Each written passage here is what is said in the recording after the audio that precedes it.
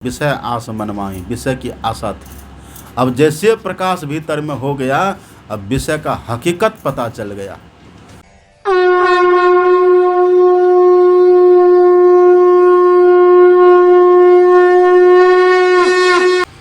बोलिए प्रेम से श्री सद्गुरु महाराज की, श्री सद्गुरु महाराज की जय, श्री सद्गुरु महाराज की जय। पूज्य स्वामी ज्ञानानंद जी महाराज, वंदनीय साधु समाज, परम आदरणीय सत्संग प्रेमी महानुभावों, पूजनीय माताओं तथा भक्तिमती बहनों, हम लोग यहाँ अभी बहुत श्रोता मिलकर सत्संग कर रहे हैं। और बहुत मैं इसीलिए कहता हूँ, दो या दो से अधिक को बहुत कहते हैं। जहाँ दो श्रोता हो उसको बहुत कहते हैं। और एक श्रोता में भी सत्संग हो जाता है। आप पढ़ेंगे ना रामायण को, हम लोग तो साधारण हैं। राम भगवान बस एक श्रोता को पा करके सत्संग किए। माता सबरी के यहाँ सत्संग किए थे ना भगवान, कितना श्रोता था वहाँ। अकेले माता सबरी थी और अकेले माता सबरी को भगवान ने सुना करके पूरा सत्संग किया है। भगवान शंकर पार्वती को अकेले सुनाते,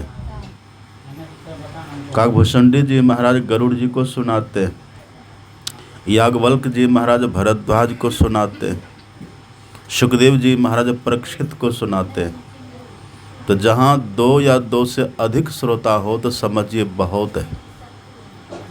अभी जब रास्ते में हम आ रहे थे तो हमने, जो मनोरंजन जी है घर वाले, उनको हमने पूछा कि सत्संग क्यों करा रहे हैं। कहा कि बाबा कोई उद्देश्य नहीं है, कोई कारण नहीं है, बस माँ की इच्छा हो गई, माँ ने कहा कि सत्संग कराना है इसलिए हो रहा है। बहुत अच्छा लगा सुन करके। कारण को लेकर के सत्संग कराने वाले तो बहुत है। किसी न किसी कारण से, किसी न किसी उद्देश्य से, कोई हेतु लेकर के, कोई मन में कामना लेकर के सत्संग कराने वाले तो बहुत होते हैं। सब सत्संग कराते हैं कामना लेकर के। कल आपने देखा ना, हमारे आदरणीय सुमन बाबू पुण्यतिथि के उपलक्ष्य में सत्संग करा रहे थे। तो कोई न कोई कामनाएं होती हैं। कोई पुण्यतिथि के लिए कराते हैं, कोई जन्म तिथि के लिए कराते हैं, किसी का नया घर बनता है तब कराते हैं, या कोई संस्कार हो, मुंडन संस्कार हो तब कराते हैं, विवाह संस्कार हो तब कराते हैं, नई ज़मीन खरीदते हैं तब कराते हैं, नया मकान बनाते हैं तब कराते हैं। बहुत तरह का कारण होता है। कुछ न कुछ उद्देश्य से लोग कारण से कराते हैं सत्संग। और आपको पता है ना, आप किसी भी उद्देश्य से, किसी भी कारण से सत्संग कराइए, सत्संग को कल्प वृक्ष कहा गया है। कल्प वृक्ष कहते हैं किसको? कल्प वृक्ष कहने का भाव है जिस वृक्ष के पास जाएं और जो कामना करे, जो इच्छा हमारे मन में हो, उन सभी इच्छाओं की पूर्ति हो जाए, वही न कल्प वृक्ष है। तो सत्संग को भर्तृहरि ने कल्प वृक्ष कहा है। वे कहते सत्संग गति कथय किम न करोति पुंसाम। ये सत्संग व्यक्ति के लिए क्या नहीं करता है। सत्संग से आप जो चाहेंगे वो हो जाएगा। सत्संग से जो हमारे भीतर चाहनाएं होती हैं उन सब की पूर्ति हो जाती है। जो चाहेंगे वही हो जाएगा। और एक कहानी तो आप लोग जानते हैं ना, हमारे गुरु महाराज जी कहीं जा रहे थे तो रास्ते में 4-5 युवक मिल जाते हैं। तो युवकों ने पूछा कि आप जो इतना सत्संग करते घूम घूम करके, आज यहाँ कल वहाँ परसों वहाँ जो सत्संग करते रहते अब घूम घूम करके, ये सत्संग से लोग को लाभ क्या मिलता है? सत्संग से क्या होगा?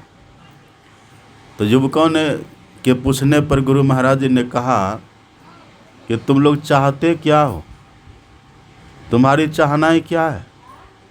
तो युवकों ने कहा कि चाहनाओं का कोई हद है, चाहना तो हमारे भीतर बहुत है। ये भी हो जाए, वो भी हो जाए, ऐसा भी हो, वैसा भी हो। चाहनाएं तो हमारे भीतर बहुत है।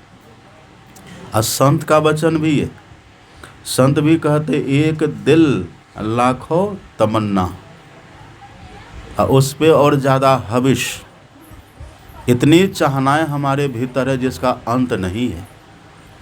तो हमारे सदगुरु महाराज जी ने कहा कि ठीक है, तुम लोग पढ़े लिखे हो ना, सभी चाहनाओं को समेट करके बोलो। तुम्हारी क्या चाहनाएं हैं सबको समेट करके समास रूप में बोलो। निरुत्तर हो गया सब। तब गुरु महाराज जी ने पूछा, एक बात बताओ, तुम सुमति चाहते हो कि कुमति चाहते हो? कुमति कोई चाहेगा? क्योंकि सबको पता है जहाँ कुमति तहाँ विपत्ति निधाना। जहाँ कुमति होती है ना, वहाँ संकट होता है, वहाँ विपदाएं होती हैं। तो कुमति कोई नहीं चाहता। और जहाँ सुमति होती है, जहाँ सुमति तहाँ संपत्ति नाना। जहाँ सुमति होती है वहाँ संपत्ति होती है। तो गुरु महाराज जी ने पूछा कि तुम लोग बताओ, सुमति चाहते हो कि कुमति चाहते हो? युवकों ने कहा हम सुमति चाहते हैं। फिर सदगुरु महाराज जी ने पूछा कि तुम संपत्ति चाहते हो कि विपत्ति चाहते हो? विपत्ति कोई चाहेगा? कोई नहीं चाहता। कहा हम संपत्ति चाहते हैं।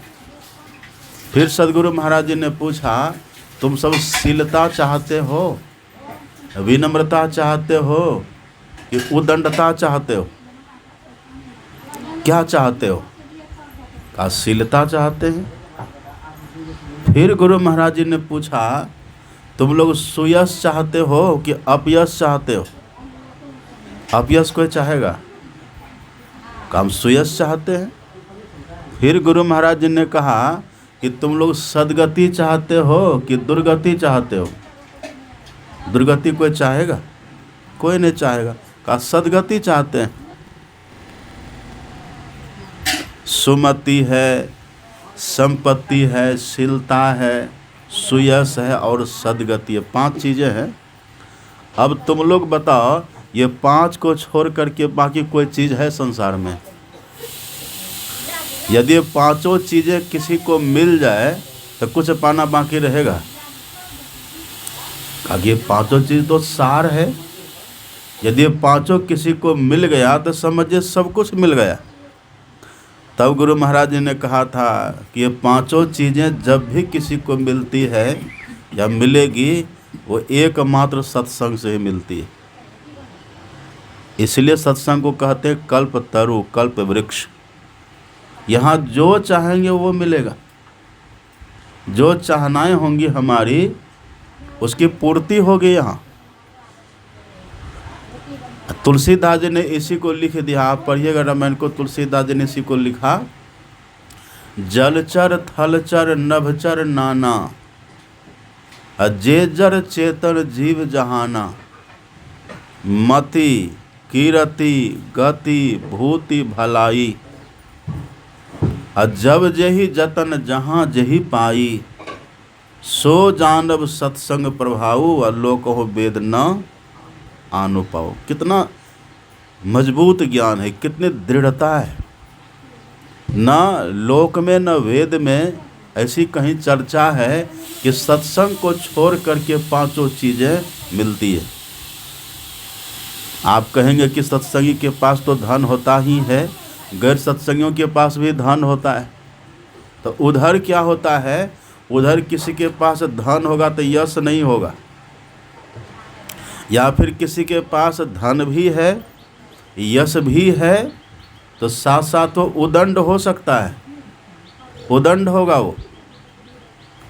मतलब 5 चीज़ें पूरी की पूरी बिना सत्संग के कभी मिलती ही नहीं है। 5 चीज़ें जब भी एक साथ मिलेगी ना, तो तुलसीदास जी कहते हैं, जब जेही जतन। कैसे शब्दों का प्रयोग है देखिए। जब जेही जतन जहाँ जेही पाई, और सो जानब सत्संग प्रभाऊ, और लोकहु वेद न आनु पाओ। ऐसा कहे वर्णन ही नहीं है। ये सत्संग के आधार पर ही मिलता है। इसलिए भर्तृहरि कहते सत्संगति कथ्य किम न करोति पुंसाम। सत्संग से व्यक्ति को क्या नहीं मिलता है। आप सत्संग करिए, सत्संग में आइए, आप प्रतिदिन घर में भी सत्संग करते रहिए, आप देखेंगे जो जो चाहना है आप करिएगा ना, सबकी पूर्ति हो जाएगी। लेकिन कल्याण से तब वंचित रह जाएंगे यदि बाहर की चाहनाएं करते रहेंगे ना। रोग है देह में, आप चाहना करिए कि रोग हमारा ठीक हो जाए, और ठीक से सत्संग करिए, रोग ठीक हो जाएगा। ये सब होगा, लेकिन जो परम लाभ है उनसे तब वंचित रह जाइएगा। परम लाभ क्या है? मनोरंजन जी ने कहा कि बाबा हम जो सत्संग करवा रहे हैं ना, जो हमारे घर में सत्संग हो रहा है, मेरी माँ करवा रही है, कोई कारण नहीं है, यही सबसे बड़ा कारण है। यदि हम बिना कारण के सत्संग कराएं तो ये तो सबसे श्रेष्ठ माना गया है। हमारे भीतर कोई कामना नहीं है, कोई चाहना नहीं है, बस फिर भी हम सत्संग कराएंगे, ये सबसे बड़ी बात है। बिना चाहना के, बिना कामना के, बिना किसी इच्छा के, बिना कुछ पाने की भावना से, ऐसे ही हम कर्तव्य समझ करके। एक बात आप याद करिए, जब दीक्षा ले रहे थे तो वहाँ कुछ संकल्प किए थे कि नहीं? क्या संकल्प किए थे वहाँ संकल्प किए थे कि हम संत मत की उन्नति में तन मन धन से मददगार रहेंगे। और संत मत की उन्नति कहने का मतलब सत्संग कराने में और सत्संग करने में। जो बिना किसी कारण से, जो बिना किसी चाहना के ऐसे ही कुछ लोगों को बुला करके सत्संग कराते हैं, तो समझिए इसको कहते हैं अनिमित्ता भागवती भक्ति। लिखा भागवत में पढ़िएगा, भगवान कपिल का वचन है। भगवान कपिल माता देवहूति से कहते हैं कि माता, कोई व्यक्ति भक्ति करे, ये बात सब कोई जानते हैं कि भक्ति का आरंभ कहाँ से होता है? भक्ति की शुरुआत होती है सत्संग से। यही बात राम भगवान ने कही थी ना माता सबरी को। जब माता सबरी के यहाँ भगवान गए थे तो भगवान ने क्या कहा था? प्रथम भगति संतन कर संगा। हे माता, सबसे पहली भक्ति है संतों का संग। भक्ति की शुरुआत है सत्संग से, भक्ति की नींव है सत्संग, भक्ति का आधार है सत्संग, भक्ति का आरंभ है सत्संग, शुरुआत है सत्संग। सत्संग नहीं तो भक्ति नहीं, सत्संग नहीं तो भक्ति प्रारंभ नहीं है इसके बिना। लेकिन सत्संग कोई करे, अब भगवान कपिल कहते अनिमित्ता। अनिमित्ता का अर्थ होता है बिना किसी निमित्त के, बिना किसी चाहना के, बिना किसी कारण के, भीतर कोई इच्छा नहीं है, बस ऐसे ही कोई साधु महात्मा आ गए और पता चला तो सत्संग करा दिए। अद्वैत भंडारा की तैयारी देख रहे हैं ना, इधर घर देखिए, पंडाल देखिए कितना बढ़िया है, और सब्जी कितना बढ़िया बन रही है वो देखिए। तो चाहना भीतर में कुछ भी नहीं है, लेकिन सत्संग की व्यवस्था कितनी बढ़िया है। हम आते पहले वहीं देखे, भंडारे को देखे, अच्छा लगा। अब पंडाल को देखे तो और मन खुश हो गया। मन खुश इसीलिए हुआ कि पंडाल ऐसा, भोजन की कितनी अच्छी व्यवस्था। मतलब सत्संग के प्रति श्रद्धा है, सत्संग के प्रति आस्था है। जो भी श्रोता हमारे यहाँ आएंगे तो अच्छा से भोजन कराएंगे, जो भी बैठ करके सत्संग सुनेंगे बढ़िया से भोजन करेंगे। भले जगह कम ही है, कोई फर्क नहीं पड़ता, पर दिल तो महान है, भीतर की भावना तो उच्च है, श्रेष्ठ है। यही भगवान कपिल कहते हैं माता देवहूति, जो अनिमित्ता भक्ति करते हैं, जो बिना किसी निमित्त के, बिना किसी कारण के, ये जो भक्ति है ना हे माता, ये तो सिद्धि से भी बढ़ कर के है। सिद्धि किसको कहते हैं? सिद्धि कहते हैं हमारे भीतर चाहना जगी, सत्संग किए, वो मिल गया, तो वही सिद्धि हो गया। सत्संग की सिद्धि है। जो चाहना हमारे भीतर है, जो कुछ हम चाहते हैं, गरीब है तो धन हो जाए, बेघर है तो घर हो जाए, निर्वस्त्र है तो वस्त्र हो जाए, रोगी है तो स्वस्थ हो जाए, ये चाहना तो हमारे भीतर होती है ना। तो इन चाहनाओं की पूर्ति हो जाना, ये सत्संग की सिद्धि है। जो ठीक से सत्संग करेंगे, जो बढ़िया से सत्संग करेंगे, श्रद्धा से आप्लावित होकर के सत्संग करेंगे, श्रद्धा से सराबोर होकर के सत्संग करेंगे, और जो चाहना करेंगे हो जाएगी पूर्ति, उसको सत्संग की सिद्धि कहते हैं। तो भगवान कपिल कहते कि माता, यदि कोई भक्ति करे, सत्संग करे और अनियमितता भक्ति करे, अनियमितता सत्संगति करे, तो भगवान कहते सिद्धेर गरीयसी, ये भक्ति, ये सत्संग तो सिद्धि से भी बढ़ करके। ऐसा क्यों है बढ़ करके? ऐसा क्यों कहते कपिल भगवान? कारण क्या है? अरे चाहना हम करते तो घर तो कम से कम बन जाता, चाहना हम करते तो कम से कम धन तो कुछ हो जाता। और आजकल चाहनाओं के पीछे लोग ज़्यादा भागते हैं। एक को हमने कहा कि संत मत छोड़ दिए, कहा हाँ बाबा छोड़ दिए। कहाँ चले गए? शिव चर्चा में चले गए। बोले क्यों गए? कहा जानते बाबा, जब से शिव चर्चा में आए ना हमारा घर बनना शुरू हो गया। तो हमने कहा कि देखिए, घर बनना तो आपका प्रारब्ध है, कोई सत्कर्म आपका पहले रहा होगा पहले का, जो इस समय आकर के फल आपको दे रहा है, ये तो उसका फल नहीं है ना। लेकिन लोग चाहनाओं के पीछे बहुत भागते हैं। घर बन जाए तो सत्संग का फल मिला, स्वास्थ्य लाभ हो जाए तो सत्संग का फल मिला, अच्छा कपड़ा मिल जाए तो सत्संग का फल मिला, जेवरात मिल जाए, रत्न आभूषण मिल जाए तो सत्संग का फल मिला, पुत्र पुत्री अनुकूल हो जाए तो सत्संग का फल मिला, कोई कमी थी पूर्ति हो गई तो सत्संग का फल मिला। ये तो सत्संग की सिद्धि है। अच्छा, ये सिद्धि है कैसे आपको पता है? एक व्यक्ति था, वो मूंज की रस्सी बना रहा था। मूंज देखा आप? वो मूंज की रस्सी बना रहा था। सुबह बैठा रस्सी बनाने के लिए, मूंज की रस्सी बनाते बनाते दिन बीता, शाम हो गई।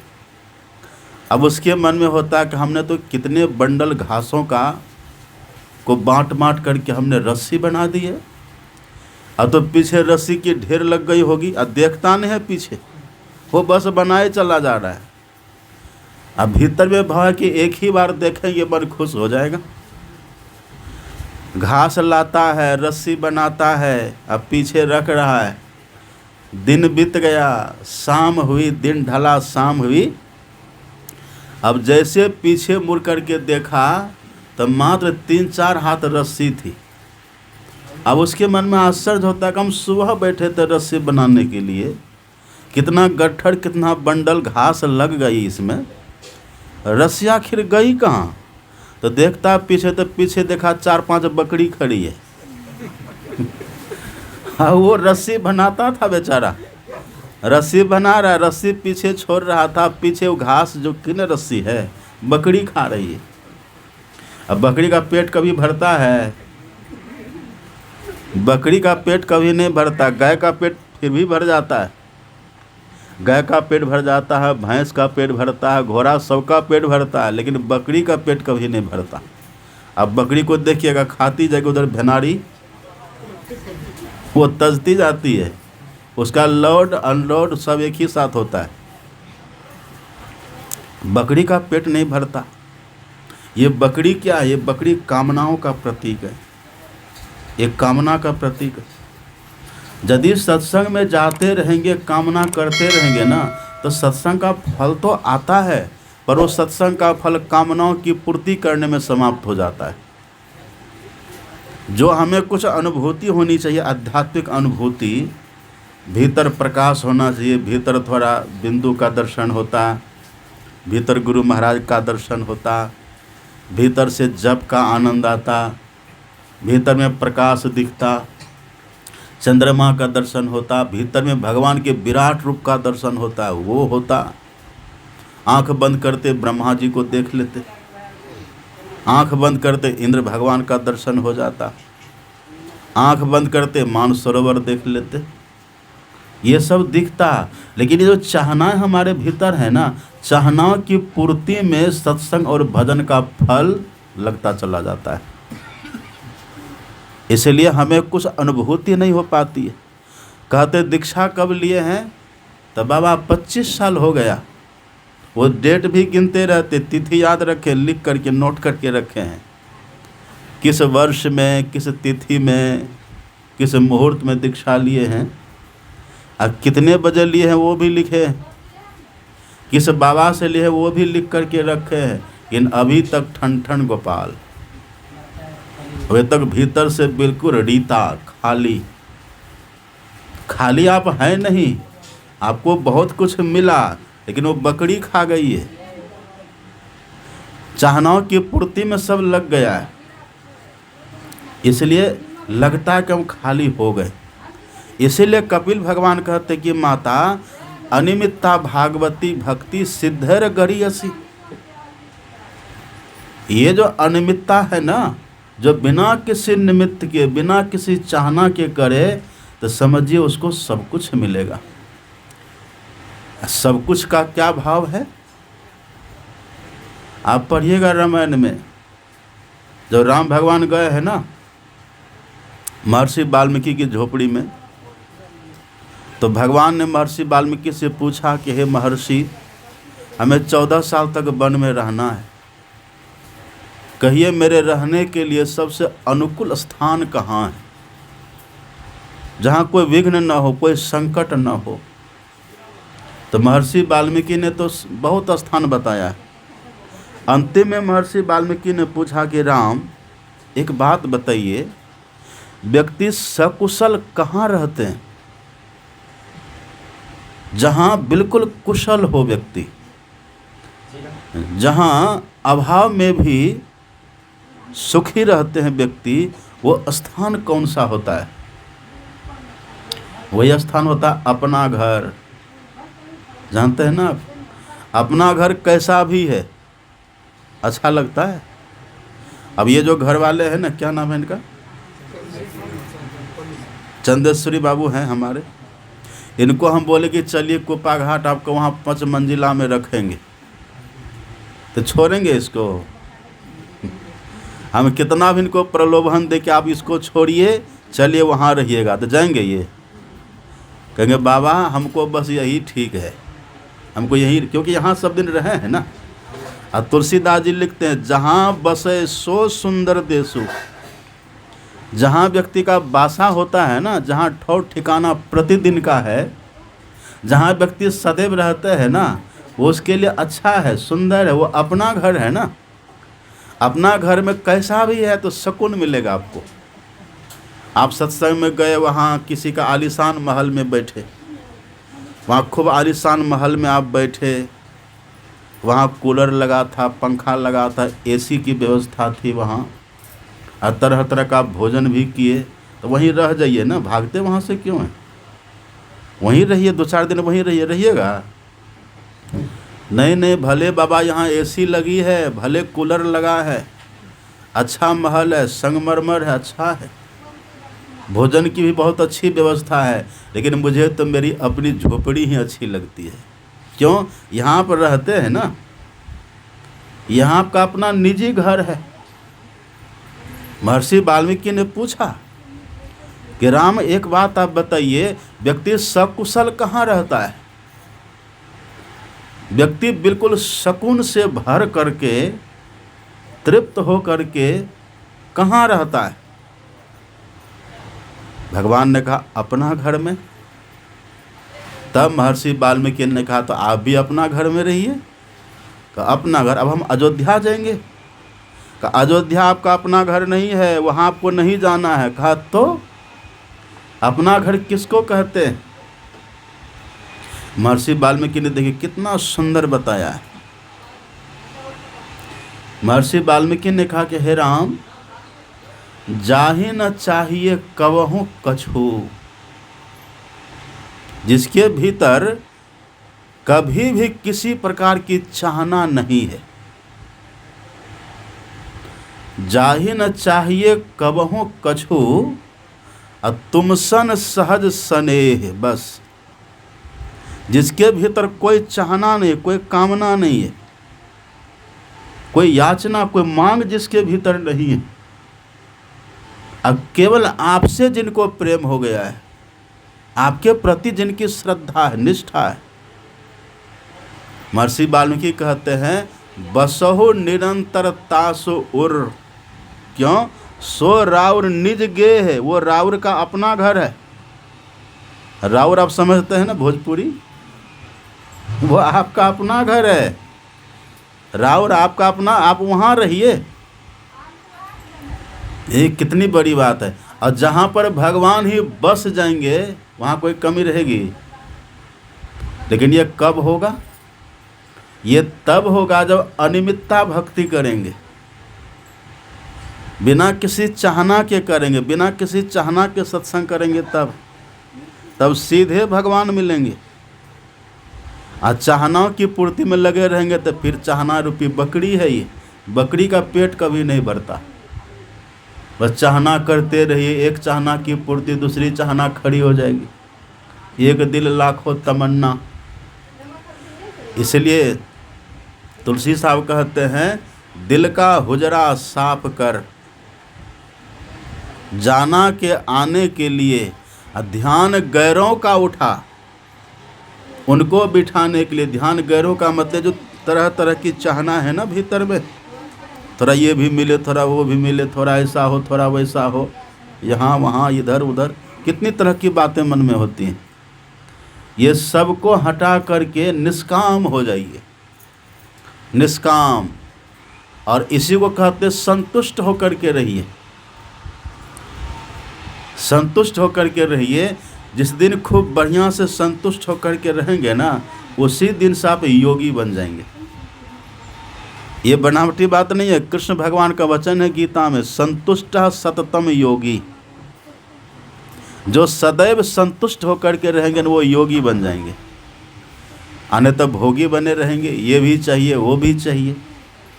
इसलिए सत्संग हम करें अनिमित्त होकर के, बिना किसी निमित्त के, निष्काम होकर के, बिना किसी कामना के। सत्संग है तो कल्प वृक्ष, पर सत्संग समय चाहिए क्या? वही वेद भगवान करे तो आपने सुना ना पाठ में, हे मनुष्यो जगत प्रसव करता ईश्वर का तत्व ज्ञान प्राप्त करने के लिए क्या करिए? सबसे पहला काम करिए सत्संग। इसका भाव क्या है? सत्संग बस ईश्वर का तत्व ज्ञान प्राप्त करने के लिए करिए, दूसरा उद्देश्य मत रखिए, कुछ दूसरा कोई भावना मन में मत रखिए, एक ही भाव रखिए। इसी बात को आप पढ़िएगा। सत्संग युग में हमारे सदगुरु महाराज जी ने संत तुलसी साहब का वचन उद्धृत किया है, आप वहाँ पढ़ेंगे। तुलसी साहब कहते हैं सत्संग करना, मतलब सत्संग करना चाहिए, करिए। सत्संग करना कैसे करना? तो मन तोड़ शरण संतन की। दुनिया के चाहनाओं से, दुनिया के पदार्थों से, दुनिया की भोग सामग्रियों से मन को तोड़ लेना, उधर से मन को हटा लेना, इधर से मन को तोड़िए, ऐसे सत्संग करिए। तुलसी साहब कहते हैं सत्संग करना कैसे? मन तोड़ शरण संतन की। दुनिया के भोग पदार्थों से मन को हटा लीजिए थोड़ा, जैसा कपड़ा वैसे पहनिए ना, क्या फ़र्क पड़ता है? फिर धन कमा के बढ़िया ले लीजिएगा। और सत्संग में इसकी चाहना करना कोई ज़रूरी है? सिर दर्द है तो जाइए ना डॉक्टर के पास, इलाज करवा लीजिए। अब सत्संग में जाकर के सिर दर्द के लिए गुरु महाराज से प्रार्थना करना कोई ज़रूरी है? उसके लिए दवा खरीदिए ना, कोई टेबलेट लीजिए, कोई औषधि लीजिए, कोई सिरप लीजिए, पीजिए, खाइए, ठीक हो जाइए। घर आपका टूट गया तो कर लीजिए ना व्यवस्था। गुरु महाराज से सत्संग में क्यों कहते हैं आप? और आप जानते हो तो ऐसे आपका बन जाएगा, वैसे सब व्यवस्थित हो जाता है। मन तोड़, उधर से मन को थोड़ा तोड़िए, उधर से मन को थोड़ा हटाइए, मन को बिलगाइए उधर से। और भावना क्या रखिए? मन तोड़ शरण संतन की। अगर अभिलाषा रखनी है, अभिलाषा क्या रखिए? आप इच्छा क्या रखिए? भीतर में इच्छा रखिए। एक बात आप जानते हैं, जिनके भीतर जीने की इच्छा खत्म, वो समझिए मुर्दा है कि नहीं? इसीलिए कबीर साहब कहते इच्छा को छोड़िए मत, भक्ति का मार्ग झीना रे, नहीं अचाह नहीं चाहना। चरणन लो लीना रे, थोड़ी चाहना चाहिए, तब तो जिएगा, तब तो जीवन सार्थक होगा हमारा। चाहना रखिए, पर कौन सी चाहना रखिए? आप कौन सा अभिलाषा रखिएगा? तो तुलसी साहब समझा देते हैं, अंदर अभिलाषा, अभिलाषा रखिए। कौन सी? अंदर अभिलाषा लगी रहे चरणन की। चरणन की, किनकी चरणन की? किनके चरणन की? ईश्वर परमात्मा। करिए राम पद पंकज नेहा, राम के चरण कमलों में प्रेम करिए, स्नेह करिए, ईश्वर के चरणों की भावना करिए मन में, मतलब ईश्वर का दर्शन हो।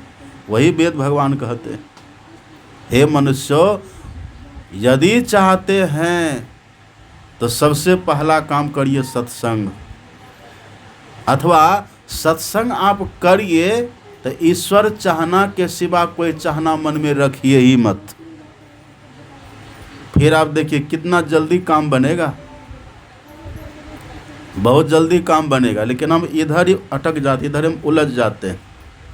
सत्संग है तो ये कल्प वृक्ष है, कल्प तरु है, जो चाहेंगे वो हो जाएगा, लेकिन हमको उधर जाना नहीं है। हमको करना क्या है? बस एक ही चाहना रखनी है मन में कि ईश्वर का दर्शन हो। एक बात और देखिएगा, वेद भगवान किसको कहते ईश्वर का दर्शन करने के लिए? मनुष्य को कहते हैं, हे मनुष्यों, मनुष्य को कहते हैं ना। इसका मतलब ये हुआ, ईश्वर का दर्शन जब भी करेंगे तो मनुष्य ही करेंगे। ईश्वर का दर्शन जब भी करेंगे तो मनुष्य ही करेंगे। कितना अद्भुत बात है। आप इसको ऐसे भी कह दीजिए, मोक्ष प्राप्त जब भी करेंगे तो मनुष्य ही करेंगे। मोक्ष की प्राप्ति अथवा ईश्वर का दर्शन अन्य शरीरों से कभी नहीं होगा, संभव है ये।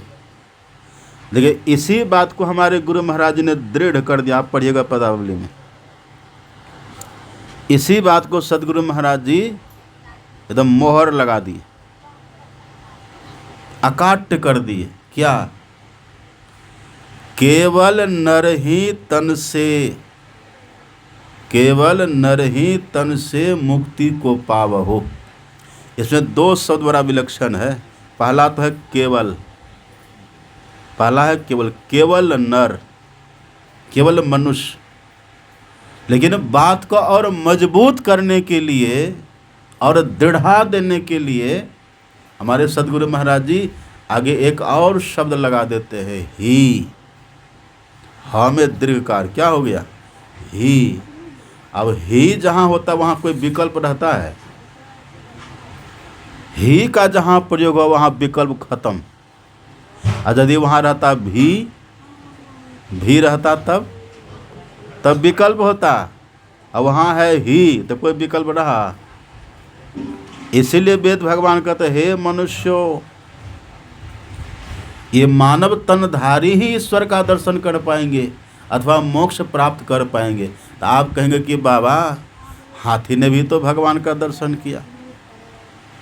तो भगवान का किया है, ईश्वर अलग है। भगवान वो कहते हैं जिसके पास भग होता है। भग 6 प्रकार का है। ऐश्वर्य से समग्रस्य सहस्रिय, है ना। ज्ञान वैराग्यो से वसणाम भग इति रणा। ये है तो भगवान है। हरि भगवान का दर्शन किया था गजेंद्र ने। हरि भगवान के पिताजी का नाम है हरि मेधा ऋषि, उनकी माँ का नाम है हरिणी। कहीं जन्म लिए है, वो अवतार लिए, प्रकट हुए। परमात्मा का कभी जन्म होता है? नहीं जन्म जाको, नहीं मृत्यु जाको, नहीं 10 न 24 अवतार जाको। गुरु महाराज जी लिखते हैं ना अपने पता, उनका कभी जन्म होता ही नहीं। जिनका कभी जन्म ही नहीं, जिनका कभी अवतार ही नहीं, उनका दर्शन तो केवल और केवल मानव तनधारी को ही होगा। जब ये बात नोट कर लीजिए, पक्की है ये बात। अच्छा, मानव तनधारी से होगा तो क्या इसी आंख से होगा दर्शन? इस आंख से हो जाएगा? इस कान से भगवान की बात को सुन लीजिएगा, इस हाथ से भगवान को पकड़ लीजिएगा। न चक्षुषा गृह्यते नापि वाचा कर्म नावा। न तो इस हाथ से आप पकड़ पाएंगे भगवान को, और न तो वचन से, इस वचन से उन भगवान परमात्मा का वर्णन कर पाएंगे हम, और न तो इसे कान सुनकर हम सुन पाएंगे। नहीं, न चक्षुषा गृह्यते नापि वाचा कर्म नावा, नहीं होगा। नायम आत्मा प्रवचने न लभ्यो न मेधया। मेधया कहते बुद्धि को, बुद्धि से भी नहीं पकड़ पाएंगे। मानव तन से होगा, पर मानव तन की बुद्धि से नहीं होगा। मानव तन में रहने वाले मन से होगा ये काम। यद मनसा न मनुते नाहुर मनोमतम तदेव ब्रह्म तंग विद्धि नेदं यदि द मुपासते। मन से भी नहीं होगा, अब बुद्धि से भी नहीं होगा। राम अतर्क बुद्धि मन बानी। कौन कह रहे ये बात? ये बात कौन बोल रहे हैं? भगवान शंकर का वचन है। राम अतर्क बुद्धि मन बानी, मत हमार अस सुनहु सयानी। हे सयानी, हे पार्वती, मेरा मत है कि परमात्मा मन और बुद्धि के तर्कना से परे है। पहले तो कह देते मानव तन, तो मानव तन में तो यही सब न है। मानव तन में मन है, बुद्धि है, आँख है, कान है, हाथ है, यही सब न है। तो ये सबसे तो नहीं होगा। तो आखिर किससे होगा ये काम? ये काम होगा खुद हमसे। हमसे कहने का मतलब हम कौन है? हम शरीर नहीं है, हम शरीर ही है। हम देह नहीं, हम देही है। और देही हम जो आत्मा है ना, अविनाशी है। शरीर है मर, हम हैं अमर। शरीर है जड़, हम है चेतन। शरीर है विनाशी, हम है अविनाशी। आकर 4,84,00,000 जोनि भ्रमति है जीव अविनाशी, हम अविनाशी हैं। तो ये दर्शन, ईश्वर का दर्शन जब भी होगा, ईश्वर का बोध जब भी होगा, ये आत्मा को होगा, ये हमको खुद से होगा। तो आप कहेंगे कि बाबा दर्शन तो आँख से ही न होगा। इस आँख से तो हम दुनिया को देखते हैं, इस आँख से हम दुनिया को देखते हैं, पर दुनिया के जो मालिक है, जो जगतपति है, जो ईश्वर परमात्मा है, उनको देखने के लिए आँख उपयुक्त नहीं है। यह आँख सक्षम नहीं है। तब कैसे देखेंगे? कैसे देखेंगे? इस आँख से जो देख रहा है उससे दिखाई पड़ेगा। आँख से कौन देख रहा है? आँख से तो हम न देख रहे हैं। आँख से हम देखते हैं, कान से हम सुनते हैं, मुंह से हम बोलते हैं। हम नहीं रहेंगे तो मुंह बोलेगा? मुर्दा कुछ बोलता है? हम नहीं रहेंगे तो मुंह बोलेगा? हम नहीं रहेंगे तो आँख देखेगी? हम है तो आँख देखती है, हम है तो मुंह बोलता है, हम है तो कान सुनता है। हम है तो पैर चलता है, हम है तो हाथ काम करता है, इस देह से हम ही निकल गए तब ये कुछ करेगा? इसका कुछ मोल होगा? एक व्यक्ति का घोड़ा था तो घोड़ा बेचने के लिए गया, नहीं बिका क्योंकि उसका दाम बहुत था, 1 लाख। घोड़ा का दाम 1 लाख। तो रास्ते में घोड़ा लेकर के चला जा रहा था व्यक्ति, राजा का महल था। तो राजा ने पूछा, अरे भाई तुम घोड़ा लेके चले जा रहे हो, कहाँ जा रहे हैं मालिक? तो घोड़ा बिका नहीं, कहा इतना दाम ही कोई नहीं दिया। कहा कितना दाम रखे हो? 1 लाख। 1 लाख? बोले हाँ। तो 50,000 में दे दो हमें। कहा कि नहीं मालिक, 1 लाख से 1 पैसा भी कम में नहीं देंगे, हम जब भी घोड़ा देंगे तो 1 लाख में देंगे। कहा अच्छा, कहाँ? वो घोड़ा लेकर के घर गया, रात भर रहा और सुबह आकर के राजा से कहता, राजन आप मेरा घोड़ा ले लीजिए। कहा कितना में? कहा 25 पैसा में। अरे कल तो तुम 1 लाख कह रहा था, अब 50,000 हम दे रहे थे तो तुम लिया नहीं, और अभी कहते हो 25 पैसा, ये क्या मतलब है? ऐसा क्यों कहते हो? कुछ एक्सीडेंट हो गया क्या? कि घोड़ा का पैर तो नहीं कट गया? कहा नहीं मालिक, घोड़ा का पैर भी है। फिर दाम क्यों घट गया? कि आँख तो तुम फोड़ नहीं दिया। कहा आँख भी है? आँख भी वही है, पैर भी वही है, पूँछ भी वही है, कान भी वही है, मुंह माथा सब ठीक है। कहा तो फिर इतना 25 पैसा बोल रहे हो? कहा मालिक उसका प्राण निकल गया है, उसके भीतर जो जीव तत्व था ना वो जीव निकल गया है। कहा मूर्ख, तब हम 25 पैसा में भी नहीं लेंगे, जाओ। कहा सुनो, अगर घोड़ा देना है ना तो तुमको 5,000 लगेगा और ऊपर से, क्योंकि उसको हटाना गंदगी है। अब वो गंदगी है, गंदगी का ढेर है, वो लाश है, मुर्दा है, उसको लेके क्या करेंगे? तो जीव है तब तो आंख देखती है, जीव है तब तो कान सुनता है। इसी बात को तुलसीदास जी लिखते हैं, आप पढ़िएगा रामायण में, विषय करण सुर जीव समेता, सकल एक ते एक सचेता, सब कर परम प्रकाशक जोई, राम अनादि अवधपति सोई।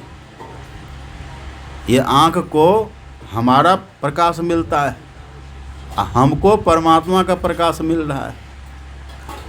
तो ईश्वर का दर्शन जब भी करेंगे ना, ये आँख नहीं करेगी, ये कान नहीं करेगा, मन बुद्धि भी, ये सबसे भी पड़े हैं वो। हमारे गुरु महाराज जी क्या कहते हैं? घटतम तिहु के पार में, घटपट तिहु के पार में, साईं बसे ही अंतरे, जो मिलन को चाहता, चटपट से कर संग संतरे। दूसरी जगह गुरु महाराज जी कहते हैं, अंतर के अंतिम तह में गुरु हैं। गुरु मतलब आदि गुरु परमात्मा। क्या है वहाँ? मन पता पाता नहीं, मन नहीं पाता। तो कौन पाएगा उसको? उसको हम खुद पाएंगे, आत्मा खुद पाएगी। इबादत है किसी नासाद को फिर साध कर देना, इबादत है किसी बर्बाद को आबाद कर देना। यही सीखा है सागर हमने मुर्शद का कदम छूकर, अगर हो खुदा से मिलना तो पता खुद का लगा लेना, पहले खुद का पता लगाइए।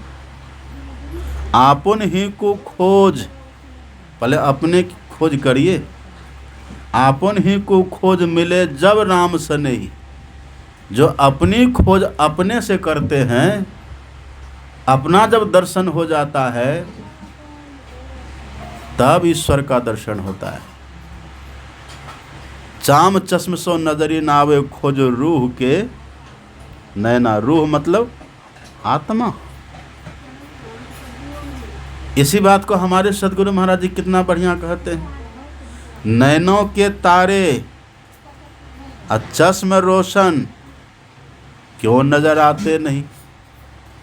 जो नैनों के तारे मतलब जो अति प्रिय हैं ईश्वर, और चश्म रोशन, चश्म मतलब ये आँख, आँख में जिनकी रोशनी है, जिनकी रोशनी आँख में है, और जो नैनों के तारे हैं वो दिखते क्यों नहीं हैं? आगे गुरु महाराज जी कहते रूह रोशन, वो इसीलिए नहीं दिखते हैं क्योंकि वो रूह रोशन, वो आत्मा से प्रकाशित होने वाले हैं, वो आत्मा से दिखने वाले हैं। रूह रोशन आत्मभूषण, वो आत्मा का भूषण, जिससे आत्मा की शोभा है, जिससे आत्मा की निखार है, सुंदरता है। उस परमात्मा का दर्शन जब भी होगा तो उसी रूह से, उसी आत्मा से होता है। और रूह क्यों कह दिया? रूह क्यों कहते हैं? रूह वही जीव जो भी कैद है, यही जीव जब स्वतंत्र होगा ना तब उनको देखेगा, तब ईश्वर का दर्शन होगा। लेकिन अभी हैं कहाँ पर? जो जीव ईश्वर का दर्शन करेंगे तो जीव अभी है कहाँ पर? आप पढ़िए पदावली में, आप कहाँ रहते, जीव कहाँ रहता है? हमारे गुरु महाराज जी लिखते पदावली में, सदगुरु महाराज जी कहते हैं पदावली में, घट तम कूप, घट मतलब भीतर, तम मतलब अंधकार, कूप मतलब कुआं। घट तम कूप बराही भयंकर, सबके भीतर में अंधकार का जो कुआं है बड़ा खतरनाक है। वो आंख बंद करते क्या दिखता है? अंधकार। तो गुरु महाराज जी कहते यही जो अंधकार, ये अंधकार का उल्टा कुआं है। घट तम कूप बराही भयंकर, क्या है? तन बीच घोर अंधारी, घोर अंधकार। अब देखिए, तामे जीव, उसी में जीव है। आप और हम कहाँ हैं? उसी में हैं, जीव अंधकार में। केवल गुरु महाराज जी बात कहते सो बात नहीं है। केवल गुरु महाराज जी कहें हम मान लें तो लोग क्या कहेंगे कि अपने गुरु की बात को मान रहे हैं, ये नहीं कहेंगे लोग। आप पढ़िए गोस्वामी तुलसीदास जी महाराज, जो राम भगवान के उपासक हैं, जो सनातन धर्म के प्रबल प्रचारक हैं, वो गोस्वामी तुलसीदास जी महाराज लिखते हैं, काम क्रोध मद लोभ रथ गृहासक्त दुख रूप, अते कि में जाने रघुपति ही मूढ़ परे तमकूप। तमकूप देखते, तमकूप, ये तमकूप है क्या? तो खुलासा, घट तमकूप। गुरु महाराज करते हैं ना, घट तमकूप बराही भयंकर, क्या है? तन बीच घोर अंधारी, तामे जीव, उसी में आप और हम जीवात्मा है। क्या है वहाँ? तामे जीव सहे नाना दुख, उस अंधकार में रह करके हम दुख सह रहे। क्यों दुख सहते हैं? और दुख प्रतीक किसका है? ये दुख है पाप का प्रतीक। हम इसीलिए वहाँ दुख सहते क्योंकि हमारा पहले का अशुभ कर्म है, और अशुभ कर्म का प्रतीक क्या है? वही घोर अंधकार। आंख बंद करने के बाद जो घोर अंधकार हम लोग को दिखता है ना, ये हमारे अशुभ का प्रतीक है, ये हमारे पूर्वकृत पाप का प्रतीक है। दूषित कर्म करने का यही फल है कि घोर अंधकार, सघन अंधकार भीतर में हो गया है। ये अंधकार कैसे कटेगा? अंधकार कैसे कटेगा? ये आपने कल सुना था ना, इसी की चर्चा वहाँ बहुत हुई थी। वज्र कपाट, ये वज्र कपाट, इसको अंधकार का पहाड़ कह दीजिए। अच्छा, इसी को अभी सुने ना पाठ में, ध्यान बिंदु उपनिषद में, इसी को संतों ने, ऋषियों ने पाप का पहाड़ कहा है। ये अंधकार ही पाप का पहाड़ है, ये अंधकार पाप का पहाड़ है। अब कितना बड़ा पहाड़ है ये, कोई नाप करके देखे? ये पहाड़ कितना बड़ा है? अभी तो आप जाइए ना गंगोत्री बद्रीनाथ, सब एक दिन में लोग चले जाते हैं। गंगोत्री, जमुनोत्री, बद्रीनाथ, अब तो ऐसी व्यवस्था है, एक दिन में चले जाइएगा। हेलीकॉप्टर में बैठिए, दिन भर में घूम करके चले आइए। वहाँ सब सेवा है, हाजिर है वहाँ। तो हिमालय जो सबसे बड़ा पहाड़ है, पर्वत है, उसकी भी नाप है, और एक दिन में लोग परिक्रमा करके चले आते हैं। इन्हें पाप का पहाड़ कितना बड़ा है। इस पाप के पहाड़ को पार करने में परम संत बाबा देवी साहब ने कहा, मुझे 32 साल तक दृष्टियोग की साधना मैंने की है। यही है ध्यान। दृष्टियोग की साधना को ही असल में ध्यान कहते हैं। दृष्टियोग की साधना कहिए या फिर इसी को बिंदु ध्यान लोग कहते हैं। बिंदु ध्यान कहिए, दृष्टि योग कहिए या सुषमना ध्यान कहिए, एक ही बात है। तो बाबा साहब कहते हैं मैंने दृष्टियोग की साधना 32 साल तक की है। मतलब 32 साल तक अंधकार रूपी पहाड़ को खत्म कर पार करने में समय लगा है। अब कल्पना करिए, पार करने में। और स्पीड कितना है, इस पहाड़ को पार करने का स्पीड कितना है, अब मार्ग कितना बड़ा है। ये जो घोर अंधकार अपने भीतर दिखता है ना, ये घोर अंधकार स्थूल संसार का प्रतीक है। ये स्थूलता का प्रतीक है, स्थूलता का प्रतीक है घोर अंधकार। और स्थूल संसार कितना बड़ा है, देखिए प्रकाश की जो गति है ना, प्रकाश की गति 1 सेकंड में 1,86,767 मील है। और ये स्थूल संसार में ऐसे ऐसे नक्षत्र हैं जिसका प्रकाश सृष्टि के आदि काल से चला है और अभी तक धरती पर नहीं पहुंचा है। अब कल्पना करिए ये कितना बड़ा स्थूल संसार है इसका कोई आदि अंत है? यद्यपि अंत है, पर हम ऐसे चाहे किसी यंत्र से, किसी उपकरण से हम इसको नापें, इसका अंत करें, संभव नहीं है। यह आकाश गंगा विशाल है, व्योम को व्योम अनंत अखंडित, आदि न अंत सुमध्य कहाँ है। उसी का प्रतीक है भीतर का घोर अंधकार। इसलिए कबीर साहब कहते लंबा मार्ग, बहुत लंबा सफर है ये। बाबा साहब कहते मैंने 32 साल तक ये साधना करी तब सफल हुए। तोतापुरी जी ने कहा मैंने 40 साल तक ये साधना करी तब सफल हुए। ये कौन सी साधना है? इसी को बोलते हैं ध्यान। वही ऋषि कहते हैं यदि शैल संग पापं विस्तृण बहुयोजनम भिद्यते ध्यान योगेन नान्यो भेदः कदाचन। यदि कोई ध्यान करे तो ये पाप का पहाड़ खत्म हो सकता है, इसको पार कर सकते हैं। अभी हम हैं इसी अंधकार में, इसी घोर अंधकार में। घटवा घोर डे अंधारी श्रुति आंधरी भई, असार गाढ़ अंधार घट में जाते दुख अपार है। अपार दुख है, ये उसी से खत्म होगा बस।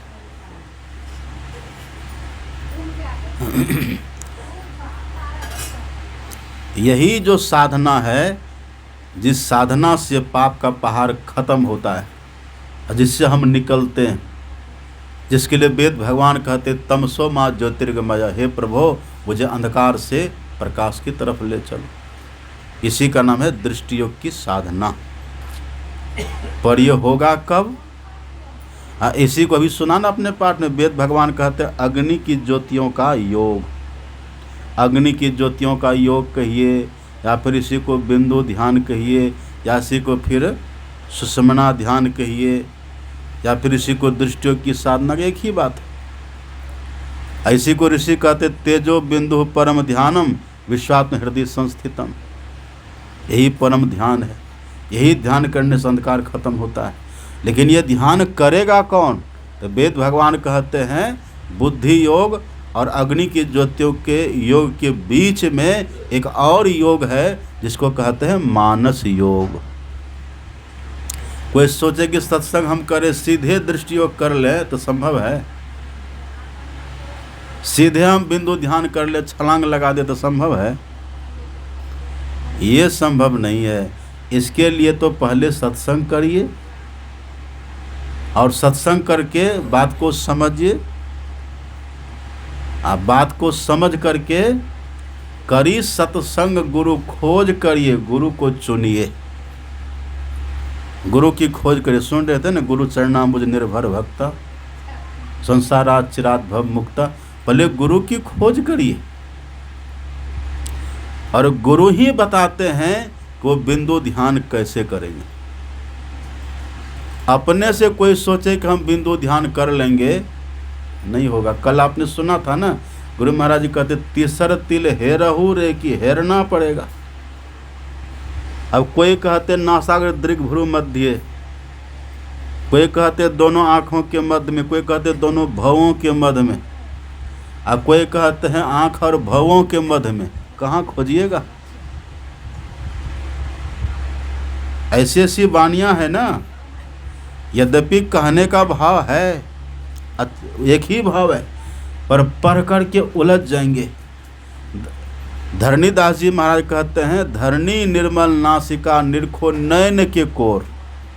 धरणीदास जी कहते जो वो नासिका है ना, जो बिंदु है, वो नयन के कोर में देखिए। नयन के कोर कहने का मतलब दोनों आँखों का किनारा, वहाँ देखिए। लेकिन उपनिषद क्या कहती है? उपनिषद कहती है दीर्घ भ्रू मध्य। दीर्घ मतलब आँख, भ्रू मतलब भौवा। आँख और भौवा के बीच में देखिए। हमारे सदगुरु महाराज जी कहते हैं दो नयन बीचों बीच सन्मुख एक टक देखत रहो। अब कहीं नयन की बात है और कहीं भौवा की बात है, और कहीं पर नयन और भौवा दोनों की बात है। आखिर कहाँ खोजिएगा? इसलिए गुरु महाराज जी कहते तीसर तिल हेरहू रे कि हेरिए। वस्तु कहीं ढूंढे कहीं, कई विधि आवे हाथ। आ कह कबीर तब पाइए जब भेदी लीजिए साथ।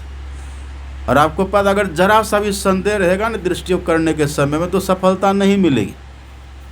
संशय आत्मा विनश्यति, उसका पतन होता है। जब बिल्कुल निसंशय होकर के, निर्भ्रम होकर के हम ध्यान करेंगे, युक्ति जान करके, तब वो मिलता है। इसलिए गुरु महाराज जी कहते हैं गुरु के शरण गहु, धन धन गुरु कहो, सुखमन सुरत समाई तीसर तिल हेरहू रे कि हेरिए। उसको किधर खोजना पड़ेगा? तो कैसे खोजिएगा?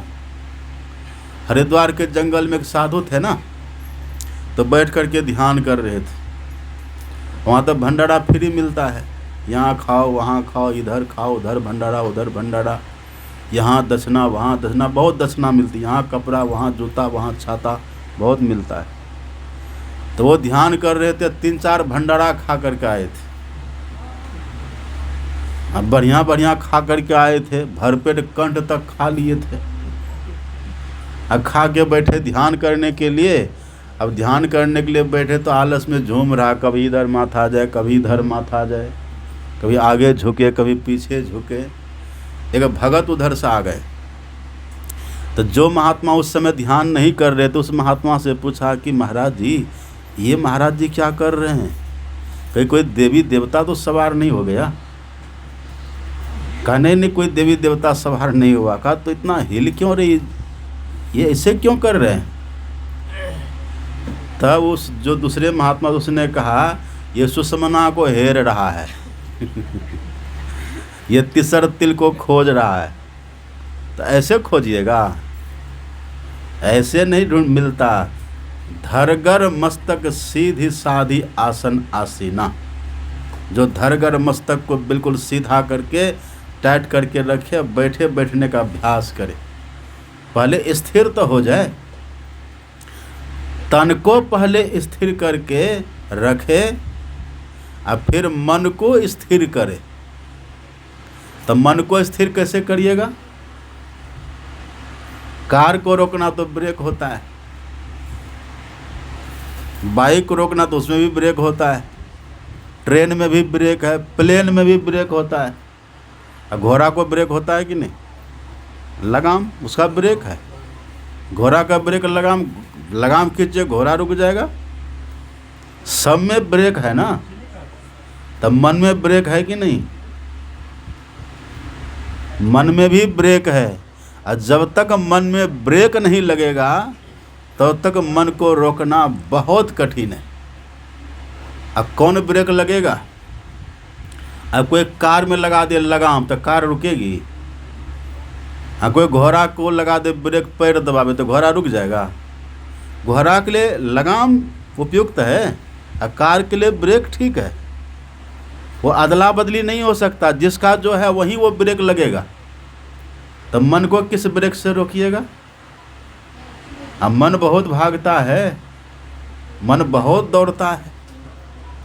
तन को तो हमने स्थिर कर दिया, लेकिन मन स्थिर रहता है? मन स्थिर नहीं रहता। एक व्यक्ति ध्यान कर रहा था ना, तो ध्यान करे, एक बार सिर को ऐसे झुका दे, या फिर ऐसे करके ऐसे कर दे, फिर इधर सिर को झुकावे, फिर सीधा करके ऐसे कर दे।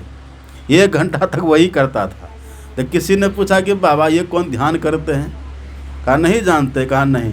कहा 2 महात्मा झगड़ गया है, और उसी 2 महात्मा को हम मिलाते, कोई इधर से लाते इधर यहाँ मिला देते, कोई इधर से लाते यहाँ मिला देते, दोनों को मिलाते हैं वहाँ। देखिए मन कैसे भागता है। उसको लगता है कि हम ध्यान कर रहे हैं, ध्यान वो मिला रहा है। एकंग चरंग दूरंग गमंग शरीरम गुहासम, ये मन बिना जानकारी दिए भाग जाता है। जा तो नहीं जानते मन किधर से भागता है, आपको पता नहीं चलेगा, भाग जाता है। लोग आते रहते हम लोग के पास, बाबा दीक्षा लियो, बहुत दिन हो गया, पर मन बहुत भागता है। आप ब्रेक ही नहीं लगाते हैं। ब्रेक तो आपको मिला पर लगाते ही नहीं है। अब घोड़ा पर कोई बैठे, कहे घोड़ा रुक ही नहीं रहा, लगाम हाथ में पकड़ा, तो लगाम खींचेगा तब ना घोड़ा रुकेगा। लगाम खींच ही नहीं रहा। एक लड़का था, स्कूटर चला रहा था, पूर्णिया की बात है, स्कूटर चला रहा था वो फील्ड में।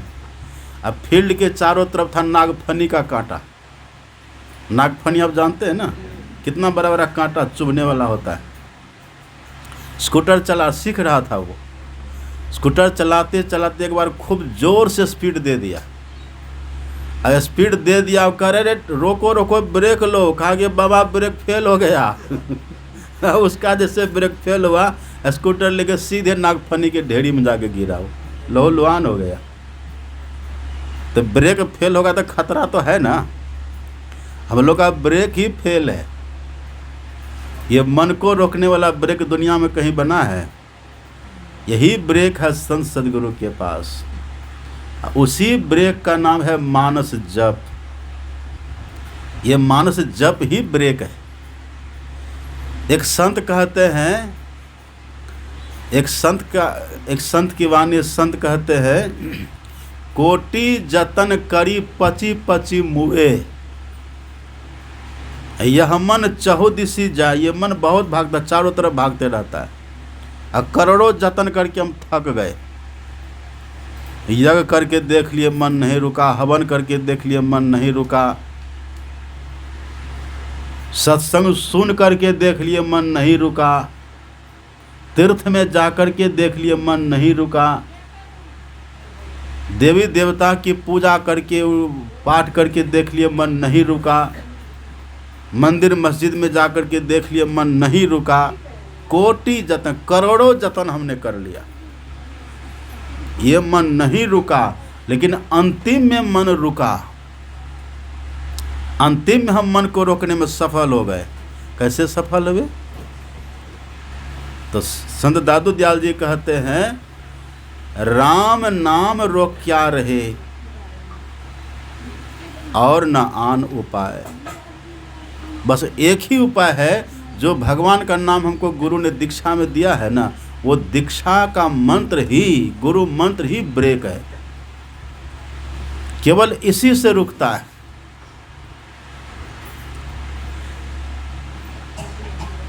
इससे कैसे रुकेगा? बाहर के ब्रेक तो ब्रेक को लगाना पड़ता है, लेकिन इस ब्रेक में मन को लगाना पड़ता है। ये उल्टा है। इसलिए कहते हैं, अति पावन गुरु मंत्र मन ही मन जाप जपो। जो मने मन जप करेंगे ना, तो मन रुकेगा। तो तन तो हमारा स्थिर हो गया, तन तो स्थिर हो गया। लेकिन मन को भी तो स्थिर करना है। तो मन को स्थिर करने के लिए होता है मानस योग। मानस योग क्यों कहा? अब मानस योग का भाव क्या है? मानस योग कहते किसको हैं? बहुत ध्यान से सुनिएगा। मानस का अर्थ होता है ख्याल। मानस कहते ख्याल को। हमारा मन कहाँ भागता है? ख्याल पर भागता है। जो हमारा मन भागता है ना ख्याल पर, ख्याल के पीछे मन दौड़ता है। तो वेद भगवान कहते उस ख्याल को ही, जो ख्याल के पीछे मन भागता है ना, तो सब ख्याल को छोड़ करके मन से मंत्र का ख्याल करिए, ये मानस योग हो जाएगा, है ना। सभी ख्याल को छोड़ दीजिए। इसी को हमारे गुरु महाराज जी कहते हैं, जहाँ जहाँ मन भागी जाए ताही तहता से तक्षण, अब फेरी ले आइए लगाइए ध्येय में आपन। ध्येय हमारा क्या है? सुन रहे थे ना, बाबा सुना रहे थे। ध्येय मतलब ध्यान, मतलब ध्येय आन, जो लक्ष्य के सिवा दूसरा कुछ भी न रहे। तो लक्ष्य हमारा क्या है? जप के समय केवल जप हमारा लक्ष्य है। तो जो जप में मन को ठीक से लगा दे ये हो जाता है मानस जप। और जो मानस जप ठीक ठीक करेंगे ना, उसी का मानस ध्यान भी ठीक ठीक बनता है। ये जो जप है ना, ये जो मंत्र है, ये मंत्र है, जो नाम है ना, नाम को कहा गया है स्वामी, और रूप को कहते हैं सेवक। तो जैसे स्वामी के पीछे सेवक चलता है ना, ऐसे मंत्र के पीछे जब मंत्र सिद्ध होगा ना, तो रूप अपने आप वहाँ प्रकट हो जाएगा। मंत्र जपने से रूप प्रकट होता है। सुमरिये नाम रूप बिनु देखे, आवत हिय स्नेह बिसेखे। आप जप करिए। अब कुछ लोग क्या करते, जब भी करते गुरु महाराज को देखते भी हैं, वो गलत हो गया। जप करने के समय देखिए मत, गुरु महाराज जी को मत देखिए, केवल तन्मय होकर के जप ही करिए। फिर आप देखेंगे जप करते करते गुरु महाराज जी असली रूप में अपने आप चले आएंगे। एक ये भी विधान है, तरीका है। लेकिन हम लोग क्या करते हैं, पहले थोड़ी देर तक जप कर लेते हैं, जैसे देखिए मन शांत हुआ, मन स्थिर हुआ, बस जप को छोड़ देते हैं, फिर गुरु महाराज का ध्यान कर। ये तरीका सहज तरीका, आसान तरीका है। फिर हम ध्यान करने लग जाते हैं। इसी को वेद भगवान कहते हैं मानस योग। यही मानस योग जो करने में सफल हो जाते हैं, तब होती है अग्नि का ज्योतियों का योग। उसी को बोलते हैं ध्यान। यदि शैल समंग पापंग विस्तीर्ण बहुयोजनम विद्यते ध्यान योगे न नान्यो भेद कदाचन। पर ये सब बिना गुरु के नहीं होगा। दाता सतगुरु धन्य धन्य जो राह लखा देते। सदगुरु महाराज जी धन्य हैं जो रास्ता लखाते हैं। तो जो सदगुरु का सानिध्य ग्रहण करे और ये युक्ति जाने। अच्छा, अग्नि की ज्योतियों का योग क्यों कहा है? सीधे दृष्टि योग क्यों नहीं कह दिया? दो बात है, अग्नि ज्योति, तीन बात है, अग्नि ज्योति और योग। अग्नि की ज्योतियों का योग, यही वेद भगवान कहते हैं। ये अग्नि है, मतलब ताप है, टेम्परेचर है, तो हम जीवित हैं। टेम्परेचर खत्म, माइनस में चला गया तो हम मर गए, है ना। ये चेतन का प्रतीक है, ये चेतन का प्रतीक है। और फिर उसकी ज्योति क्या है?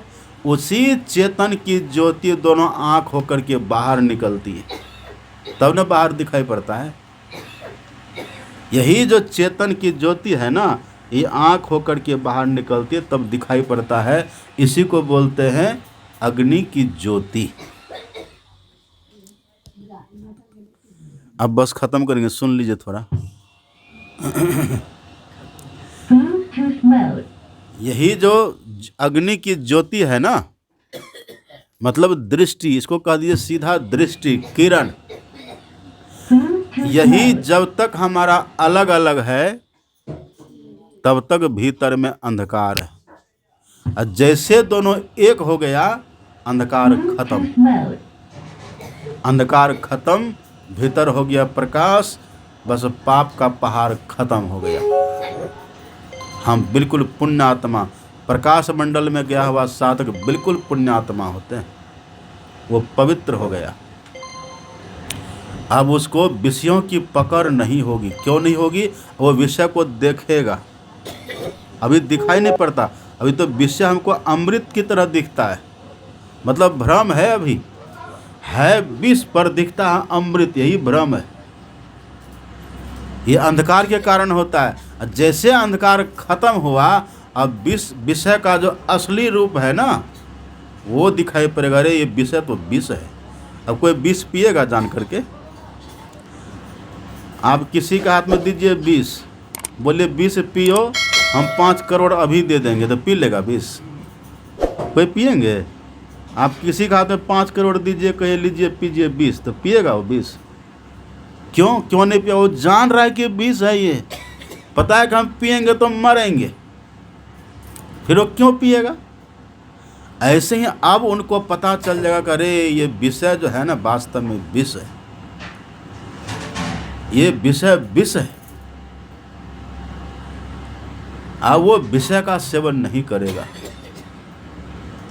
जब लग नहीं निज हृदय प्रकाश, जब तक प्रकाश भीतर में नहीं था तभी तक विषय आस मनमाई, विषय की आशा थी। अब जैसे प्रकाश भीतर में हो गया, अब विषय का हकीकत पता चल गया। राम भगवान कहते हैं, डर तन पाई विषय मन देही, अब पलटी सुधाते 60 विष ले ही। वो विष लेता है, वो विषय वास्तव में विष उसको दिखता है।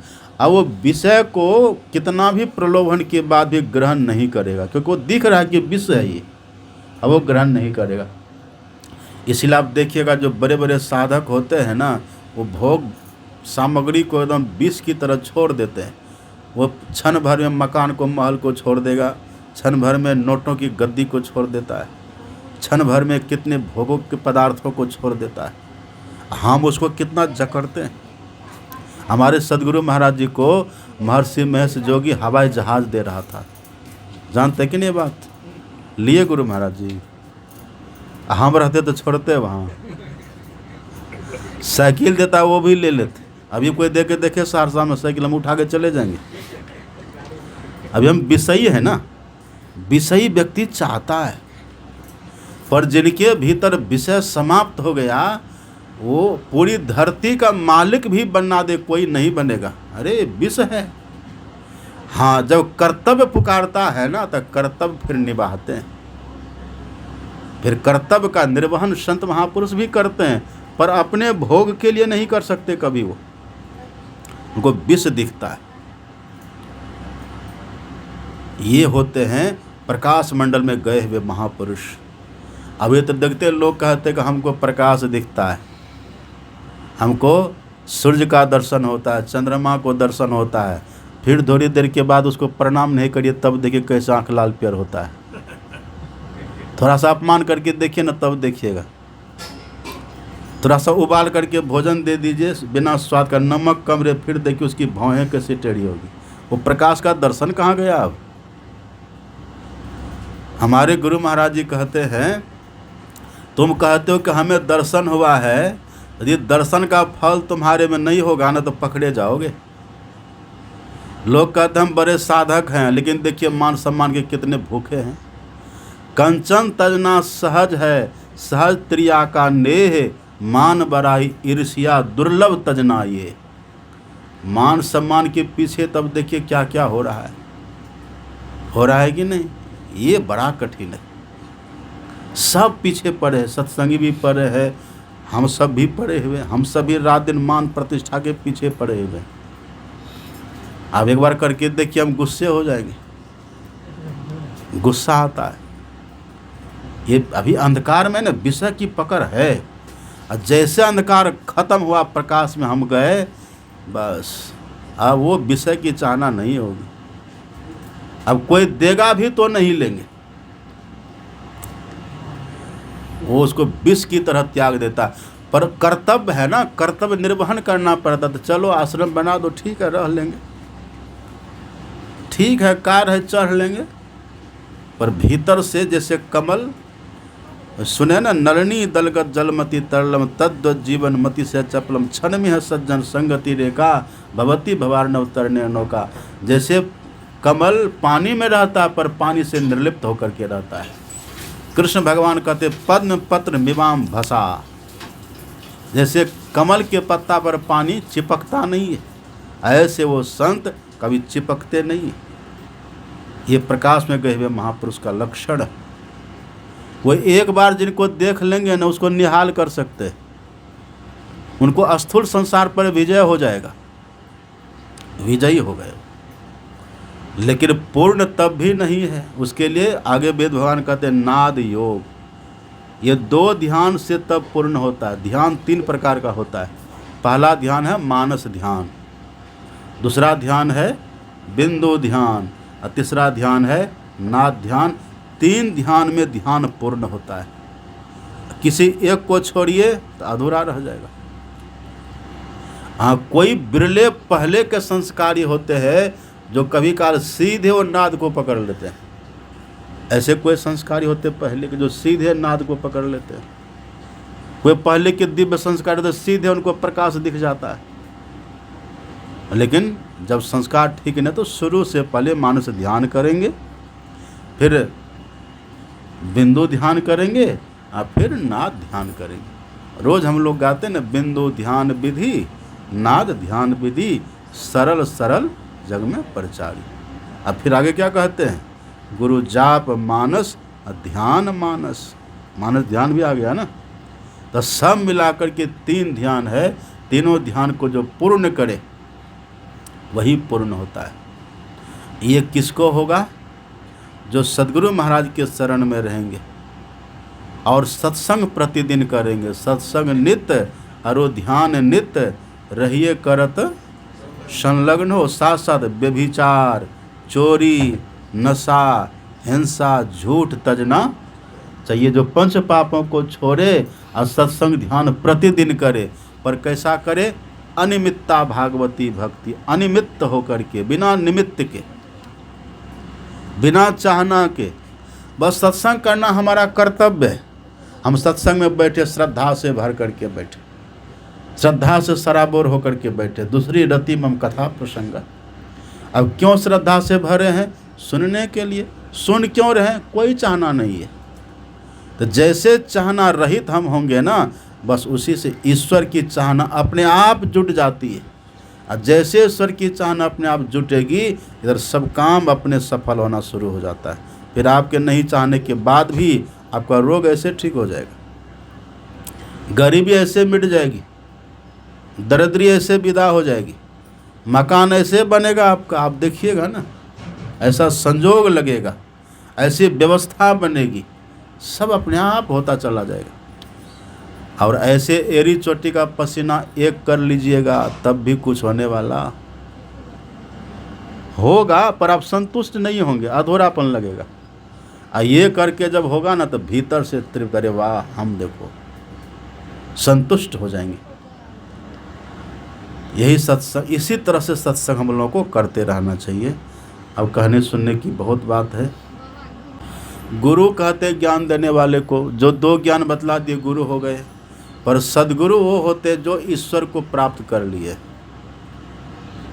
और बोलचाल की भाषा में उनको भी कह देते हम लोग गुरु महाराज, गुरु महाराज हैं।